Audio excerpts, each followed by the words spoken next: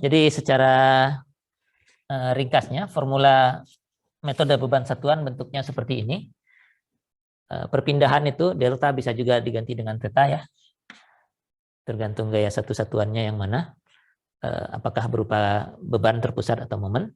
Itu adalah momen lentur akibat beban dikalikan momen lentur akibat gaya satu satuan yang kita pasang di tempat perpindahan yang ingin kita hitung. Bagi dengan EI integralkan terhadap dx dari 0 sampai L. Kalau rangka batang ya gaya batang akibat beban dikalikan dengan gaya batang akibat beban satu satuan kalikan dengan panjang dibagi dengan EA jumlahkan untuk seluruh batang. Jadi kalau mau ditulis definisinya M itu adalah momen lentur akibat beban ya. Beban yang bekerja ya, beban yang berikan pada struktur, beban merata ini. Sedangkan M atau sekalian ini nggak apa-apa M dulu lah. Ini adalah momen lentur akibat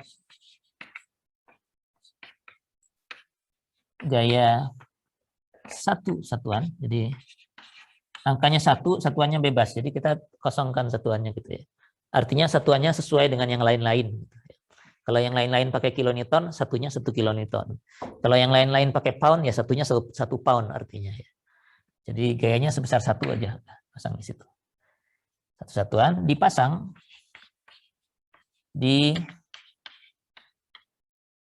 lokasi perpindahan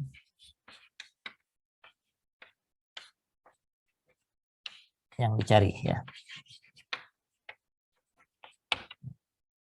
Mau nyari perpindahan di titik tengah ya pasang satunya di tengah. Kalau mau cari perpindahan di sebelah sini ya satunya taruhnya di sini. Nanti momennya akan berbeda, kita akan dapatkan perpindahan yang berbeda. Lainnya sama EI dan L. Nah, untuk N ini gaya batang aksial, ini juga gaya batang aksial, ini sama ya. Tinggal ganti ini jadi N. Tapi bukan momen lentur, gaya aksial akibat beban. Ini jadi N kecil, gaya aksial akibat gaya satu satuan yang dipasang di lokasi perpindahan yang dicari. Nah, tadi sudah saya ingatkan, kalau untuk rangka batang, tabelnya jadi sedikit lebih sederhana aja di bagian judul ya. Kalau tadi ada turunan, sekarang langsung N aja ya, N kecil aja ya. Jadi kalau ada batang, AB, BC dan seterusnya ke bawah, mungkin kalau banyak batangnya depannya tetap sama, perlu L-nya, E, A, ini parameter dari batangnya, lalu gaya batang akibat beban yang bekerja, ini harus dicari ya, N-nya. Setelah itu yang perlu Anda cari adalah N kecil. N kecil ini diperoleh dengan menaruh gaya satu satuan di tempat di titik mana perpindahan ingin kita cari. Kasih gaya sebesar 1 di situ, lalu cari N-nya. Ya. Nih. Cari ke bawah, terus nanti tinggal formulanya tinggal N besar kali N kecil kalikan L ini dibagi dengan EA ya. Setiap batang. Lalu penjumlahannya di sini adalah delta. Perpindahannya ada di situ. Itu gaya batang. Dan kalau untuk momen lentur ya tinggal integrasikan seperti ini. Contohnya. Nah, yang perlu ditambahkan lagi adalah kalau dengan beban satuan, Anda akan sering melakukan integrasi ini.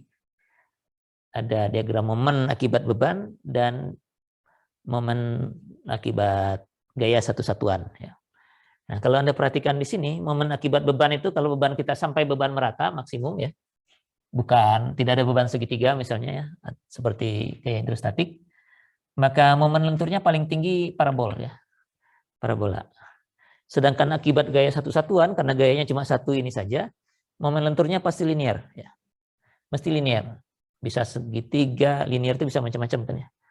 Ini segitiga bisa konstan, bisa beda satu ujung dengan ujung yang lain seperti trapesium begitu. Dan integrasi itu sudah dikerjakan oleh orang ya, sehingga bisa dibuat tabelnya ya.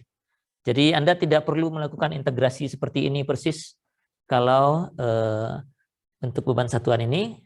Kalau bebannya paling banyak menghasilkan momen lentur tingkat parabola ya. Kalau di atas parabola sampai pangkat 3 ya tabelnya belum ada, Anda harus lakukan integrasi.